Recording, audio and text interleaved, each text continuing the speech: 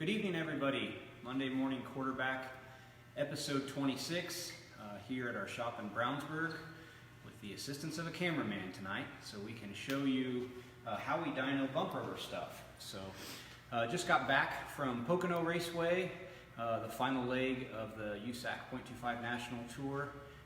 Real successful weekend for Team CSI out there. Colin Mitchell picking up a couple wins, Ethan Burdett picking up a win in the Junior Honda National Championship, Keegan Stratton picking up a win. So it was a great weekend for us out there. And this week we got the Kokomo Smackdown starting Wednesday, I guess. So Wednesday, Thursday, Friday, Saturday we'll be at Kokomo Speedway. And then next week we go to Boone, Iowa for the Super Nationals to work with our friends at Bob Harris Enterprises, and then the much anticipated BC 39 at the Motor Speedway. So a lot of cool stuff happening. So what we're going to do tonight, we're going to show you how we rate bump rubbers on our shock dyno. So show you a little bit about that. So basically this shock I have on the dyno is a dummy shock. So there's nothing inside of it. So if we dynoed it without this bump rubber, it would generate zero force. So as we dyno it here, the only force that's going to be generated and shown on the graph is the force of the bump rubber as it compresses it. So basically what we do, we have the dyno set on 2-inch stroke. So we just adjust our crossbar and then measure how we would measure our bump rubber gap. And right now we have our gap at 1 inch. So we're going to basically compress this stack 1 inch and it'll plot a graph. So you'll see how our new progressive kit, when it's compressed, folds over the washer below it and creates that real nice progressive kit. And then we will, built a couple others. We'll do a standard foam pyramid rubber out of a cup, one in a cup. And then I'm also going to show you what our progressive kit would look like if you just ran flat washers like some of our competitors do, and how much that changes the rate. In my opinion, making the target much smaller to hit when you take the progressiveness out of that. So we'll run this one through and let you kind of see what that looks like.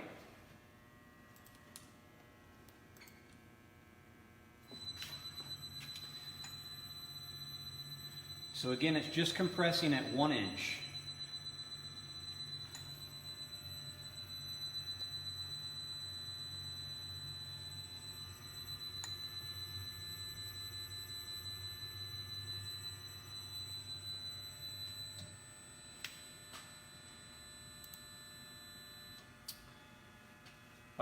So you can see as we look through the force versus displacement graph, when it gets up to 1 inch, it's generating 415 pounds or so. I could look at the report and see exactly. 416 is what it generated. So you can see how from 0 up, it's not building a whole lot of rate. At about 1/2 of an inch, we're still under 50 pounds, and then it ramps up. So that's the real progressive kit. While I have this on here, I'm going to show you how our pressure decal kit works. So there's it's a 2-part kit. So we'll take the A and the B, and you'll want to feel for the textured side, and you'll put the 2 textured sides together. I just cut it with a pair of scissors and slide it around the shaft. I'll put a packer in there. One, I'll show you as we close the gap by 1/8 of an inch how the rate ramps up. And then 2, it's always best to compress that pressure decal between 2 flatter surfaces. So that's how easy the packer compresses on there. And we will run it and see how the pressure decal works and how closing the gap increases our rate.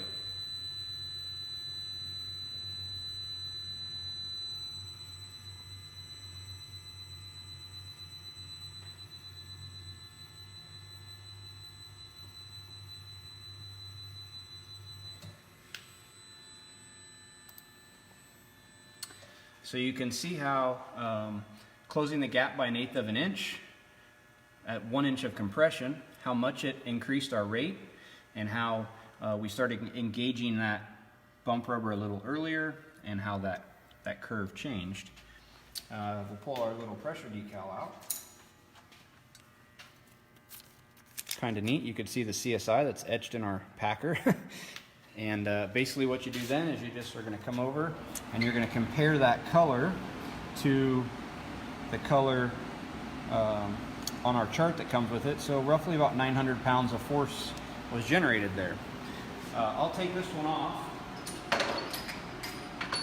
and I'm going to put this on flat washers and just show you how stiff it gets on flat washers.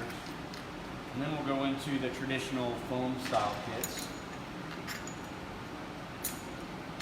So I'm going to use all the same exact pucks. We'll reset our crossbar, so we're only going to engage at 1 inch. And just see how different it looks when you're compressing it over a flat puck versus the pyramid.